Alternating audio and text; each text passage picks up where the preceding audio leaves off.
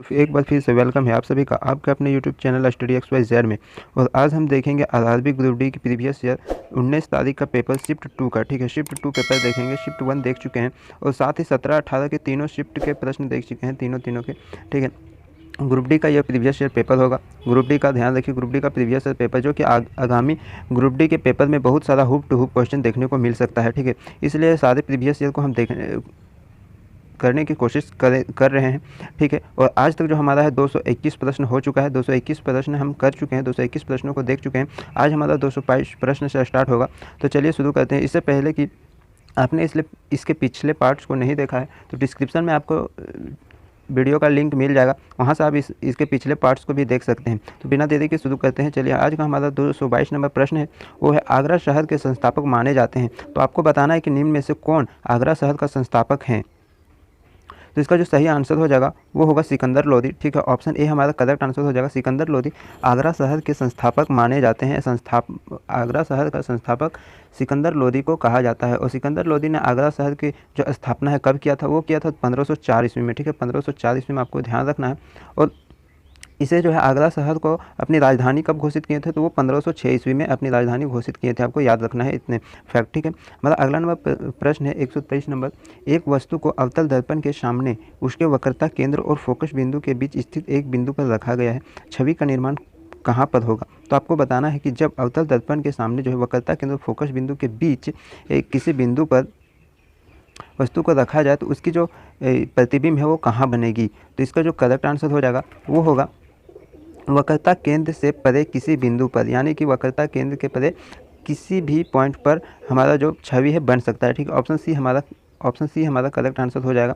वक्रता केंद्र के परे किसी भी बिंदु पर बन सकता है। हमारा अगला नंबर प्रश्न है 224 नंबर प्रश्न। माता पिता के संतान में शारीरिक या मानसिक गुणों की संचरण को कहा जाता है। तो आपको बताना है कि माता पिता के संतान जो होते हैं, संतान में वो कौन से जो है गुण संचरण होते हैं, वो किसके कारण होते हैं। वंश, क्रमिक विकास, रूपांतरण, अनुवांशिकता के कारण।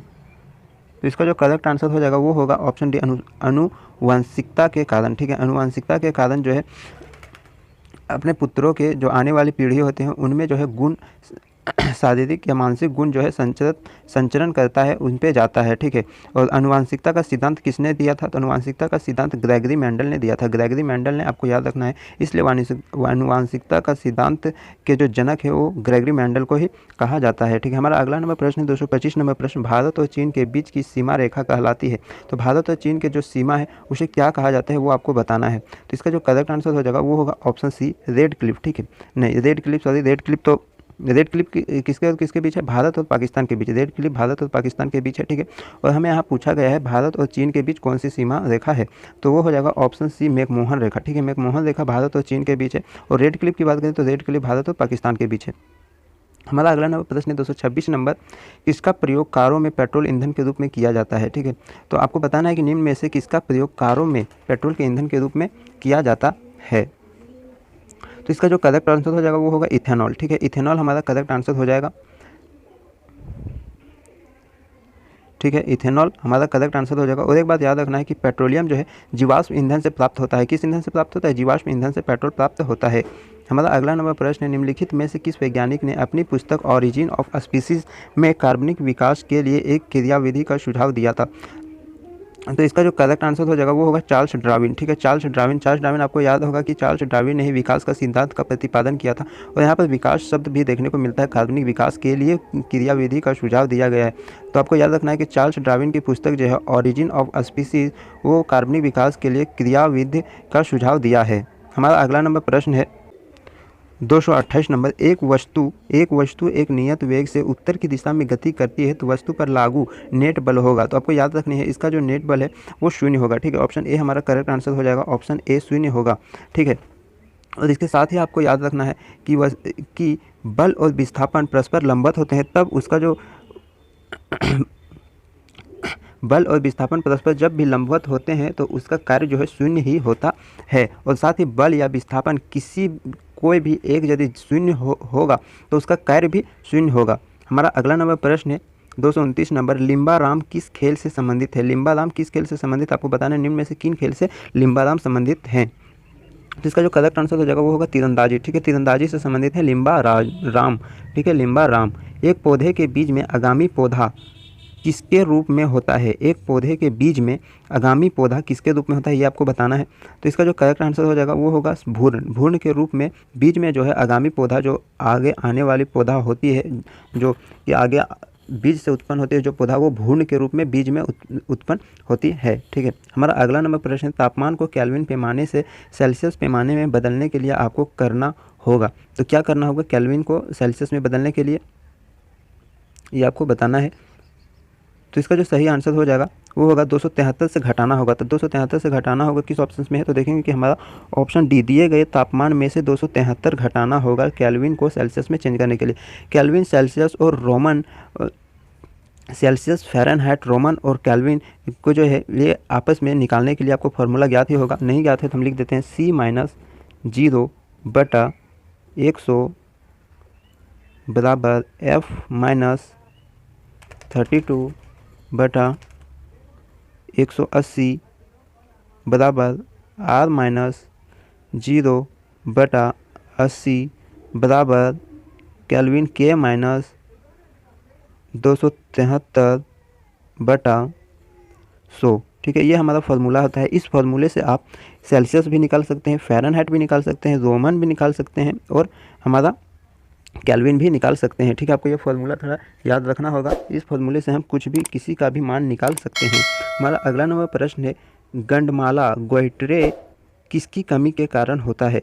तो आपको याद रखनी है, गोइट्रे जो है आयोडीन के कारण होता है, जो कि हमारा ऑप्शन बी में दिया हुआ है आयोडीन। ठीक है, आयोडीन के कारण होता है गोइट्रे, गंडमाला, आपको याद रखनी है। हमारा अगला नंबर प्रश्न है, 6 वोल्ट प्रतिरोध वाले एक स्रोत में 0.5 एम्पियर की धारा प्रवाहित होती है।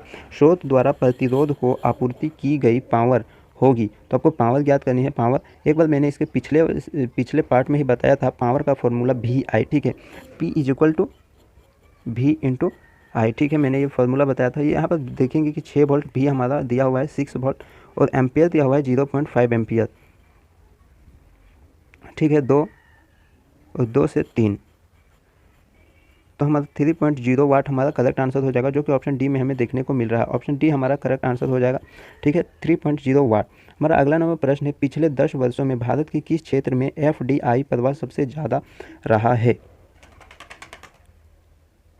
तो इसका जो करेक्ट आंसर हो जाएगा वो होगा दूरसंचार। ठीक है, दूरसंचार में ही सबसे ज़्यादा भारत FDI प्रवाह रहा है। ठीक है, और दूरसंचार के बाद जो है बात करें तो वो जो है सेवा क्षेत्र है। दूरसंचार के बाद दूसरे नंबर में सेवा क्षेत्र आता है। ठीक है, हमारा अगला नंबर प्रश्न है वो है, कणों की गतिज ऊर्जा निम्न में अधिकतम होती है। ठीक है, आपको बताना है कि किसमें कण की गतिज ऊर्जा सबसे अधिकतम होती है। तो प्लाज्मा में, द्रवों में, ठोसों में, गैस में। तुमको बता दें कि प्लाज्मा में कणों की गतिज ऊर्जा जो है सबसे अधिकतम होती है। ऑप्शन ए हमारा करेक्ट आंसर हो जाएगा। ठीक है, और किसी गैस का काइनेटिक एनर्जी, ये आपको याद रखना है, किसी गैस का काइनेटिक एनर्जी जो है KE डायरेक्टली प्रोपोर्शनल होता है टेम्परेचर। ठीक है, T के डायरेक्टली प्रोपोर्शनल होता है, यानी समानुपात होता है गैस का काइनेटिक एनर्जी टेम्परेचर के। ठीक है, डायरेक्टली प्रोपोर्शनल होता है, समानुपाती होता है। हमारा अगला नंबर प्रश्न है, इनमें से कौन भारत सरकार के मुख्य बैंकर हैं? ठीक है, Punjab national bank, reserve bank of India, state bank of India. तो इसका जो करेक्ट आंसर हो जाएगा वो होगा reserve bank of India, RBI। ठीक है, और आपको एक बात इसमें ध्यान रखना है कि RBI जो है ये किसी आम जनता के लिए यह बैंक नहीं है, यह बैंकों का बैंक है। ठीक है, यह बैंकों को बैंक है, आपको याद रखनी है, यह आम जनताओं के लिए बैंक नहीं है। इसकी स्थापना कब हुई थी ये भी आपको याद रखना है। तो इसकी स्थापना जो है 1 अप्रैल 1935 में हुई थी। ठीक है, 1 अप्रैल 1935 में आपको ध्यान रखना है। RBI की स्थापना जो कब हुई थी? 1 अप्रैल 1935 में। हमारा अगला नंबर प्रश्न है, Jinnah often came to our house पुस्तक का लेखक कौन है? सौवेंद्र शेखर, सुनीता नारायण, किरण दोषी, दीनानाथ गोपाल, तेंदुलकर। तो इसका जो करेक्ट आंसर हो जाएगा किरण दोषी। ठीक है, किरण दोषी, इसका सी, ऑप्शन सी हमारा करेक्ट आंसर हो जाएगा। हमारा अगला नंबर प्रश्न है, दांत क्षय तब शुरू होता है जब मुंह का पीएच मान हो जाता है कितना से कितना हो जाता है, या कितना होता है तब हमारा दांत का क्षय शुरू होता है। तो इसका जो करेक्ट आंसर है वो हो जाएगा 5.5 से कम। ठीक है, 5.5 से कम जैसे ही पीएच मान होता है हमारा दांत का क्षय होना शुरू हो जाता है। ठीक है, तो साथ ही आपको याद रखना है कि पीएच मान जो है 7 से अधिक होता है तो वह क्षारीय का रूप में होता है, क्षारीय रूप में होता है। और पीएच मान जो है, पीएच मान यदि 7 के बराबर होता है या पीएच मान 7 होता है तो वह जो है विलियन उदासीन होता है। ठीक है, और पीएच मान 7 से अधिक होता है तो वह अम्लीय होता है। ठीक है, आपको याद रखना है। और पीएच मान जो है ज़्यादा से ज़्यादा 14 तक ही होता है। ठीक है, 14 से ज़्यादा इसका किसी का भी पीएच मान नहीं हो सकता, 1 से 14 तक। ठीक है, हमारा अगला नंबर प्रश्न है, शोल्डर किस मिश्र धातु का बना होता है? तो आपको याद रखना है, इसका जो मिश्र धातु होता है वो होता है ऑप्शन डी। ऑप्शन डी हमारा करेक्ट आंसर हो जाएगा। यही दोनों से मिलकर हमारा अगला नंबर प्रश्न है, आसमान की ओर फेंका गया पत्थर पृथ्वी की ओर वापस क्यों आता है? तो निम्न जो ऑप्शन है उसको पढ़ लेना है ध्यान से, और आपको बताना है कि किस के कारण जो है आसमान की ओर पत्थर ही नहीं, हम कुछ भी फेंकते हैं तो लौट कर धरती की ओर खींचा क्यों चला आता है? तो इसका जो करेक्ट आंसर होगा, यदि आपने ऑप्शन ध्यान से पढ़ा होगा तो इसका जो करेक्ट आंसर होगा वो होगा ऑप्शन बी। ठीक है, एक बल होता है जो इसे भूमि की ओर खींचता है। ठीक है, भूमि की ओर खींचता है। तो वो बल क्या है? वो बल है गुरुत्वाकर्षण बल। और गुरुत्वाकर्षण बल जी का मान कितना होता है? छोटे जी का मान जो होता है 9.8 मीटर पर सेकेंड स्क्वायर होता है। और साथ ही कभी कभी एग्जाम में जो है हमारा बड़ा जी का मान भी पूछ लेता है, कभी कभी एग्जाम में। तो आपको ये भी याद रखना है, बड़ा जी का मान जो होता है जी = 6.67। के हिसाब से लिख देते हैं, बड़ा जी का मान 6.67 इंटू 10⁻⁻11 न्यूटन मीटर स्क्वायर पर केजी स्क्वायर। ठीक है, आपको याद रखना है जी का बड़ा जी का मान 6.67 10⁻⁻11 न्यूटन मीटर स्क्वायर पर केजी स्क्वायर, और छोटा जी का मान 9.8 मीटर पर सेकंड स्क्वायर। ठीक है, हमारे साथ ही अगला नंबर प्रश्न है 241 नंबर, 3 समान प्रतिरोध जिसका मान 6 ओम है एक दूसरे के साथ समांतर क्रम में जुड़े हुए हैं, इस संयोजन का तुल्य प्रतिरोध होगा। तो इस संयोजन का जो तुल्य प्रतिरोध आपको ज्ञात करने के लिए सबसे पहले तो यह कौन से क्रम में जुड़ा है आपको देखना है। तो यहाँ पर देखेंगे कि हमारा समांतर क्रम में जुड़ा है, और समांतर क्रम का फॉर्मूला जो होता है वो होता है 1/r = 1/r1 plus 1/r2 plus 1/r3 dash dash. जितने हमारे प्रतिरोध होंगे उतने जुड़ते चले जाएंगे। तो यहाँ हमारा 3 प्रतिरोध दिया हुआ है 6 ओम का, तो सारे में हमारा 6 ओम हो जाएगा। ठीक है, 1/6 प्लस 1/6 प्लस 1/6। तो इसका जो करेक्ट आंसर हो जाएगा वो होगा 2। ठीक है, 2 ओम। ऑप्शन बी हमारा करेक्ट आंसर हो जाएगा। और साथ ही एग्जाम में कभी कभी कुछ इस तरह से पूछ लिया जाता है कि हम किस क्रम में जोड़ें कि हमारा प्रतिरोध जो है सबसे कम मान का आए। ठीक है, तो आपको याद रखना है कि जब कभी भी हम समानांतर क्रम में जोड़ेंगे प्रतिरोधों को समानांतर क्रम में, तो हमारा प्रतिरोध जो है सबसे कम आएगा। ठीक है, हमें कम प्रतिरोध का ओम चाहिए तो हमें पैरेलल में जोड़ना होगा, और हमें ज़्यादा प्रतिरोध चाहिए तो हम इसे सीरीज में जोड़ते हैं। ठीक है, हमारा अगला नंबर प्रश्न है, एक ग्रह मान ले जिसका द्रव्यमान और त्रिज्या पृथ्वी के द्रव्यमान और त्रिज्या का 1/3 है। यदि पृथ्वी पर गुरुत्वाकर्षण के कारण त्वरण का मान g है तो ग्रह पर इसका मान होगा। तो इसका जो करेक्ट आंसर हो जाएगा वो होगा 3g। ठीक है, ऑप्शन ए हमारा करेक्ट आंसर हो जाएगा। हमारा अगला नंबर प्रश्न है, निम्नलिखित में से तत्वों का कौन सा वर्गीकरण परमाणु संख्या पर आधारित है? तो निम्न में से कौन सा परमाणु क्रम की संख्या पर आधारित है ये आपको बताना है। तो इसका जो करेक्ट आंसर हो जाएगा वो होगा ऑप्शन बी हमारा करेक्ट आंसर है, आधुनिक आवर्ती सारणी। ठीक है, हमारा अगला नंबर प्रश्न है, ब्रिटिशों ने भारत में अंग्रेजों को अनुदेशों का माध्यम कब बनाया? तो इसका जो करेक्ट आंसर हो जाएगा वो होगा 1835 में। ऑप्शन ए हमारा करेक्ट आंसर हो जाएगा, ऑप्शन ए। हमारा अगला नंबर प्रश्न है, किसी वस्तु के मुक्त रूप में गिरने के दौरान निम्नलिखित में से कौन सी ऊर्जा इसके रास्ते में किसी एक बिंदु पर बढ़ जाती है? कौन सी ऊर्जा बढ़ जाती है? तो गतिज ऊर्जा बढ़ेगा। ठीक है, हमारा अगला नंबर प्रश्न है, एक कार उच्च गति से चल रही है, यह किस ऊर्जा से युक्त होती है? तो इसमें भी गतिज ऊर्जा ही आंसर हो जाएगा। गतिज ऊर्जा ऑप्शन ए हमारा करेक्ट आंसर हो जाएगा। हमारा अगला नंबर प्रश्न है, जब प्रकाश की किरण सघन माध्यम से विरल माध्यम में जाती है तो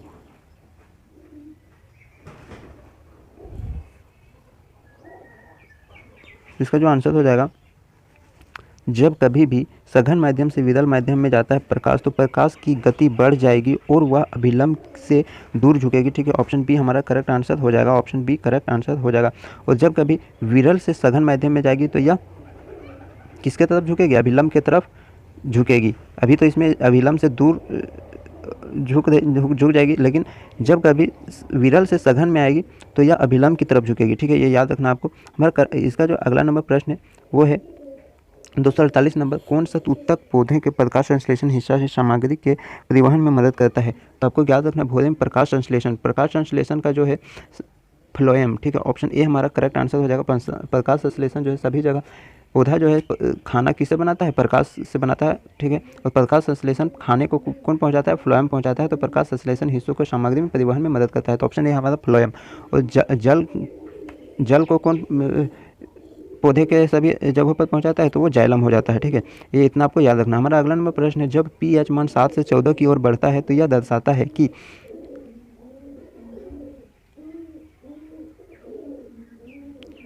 इसका करेक्ट आंसर हो जाएगा OH माइनस आयन की सांद्रता में वृद्धि। ठीक है, हमारा अगला नंबर प्रश्न 250, किसी भी समान समूह में मौजूद तत्वों का खाली स्थान एक समान होता है। तो आपको बताना है कि कौन सा एक समान होता है।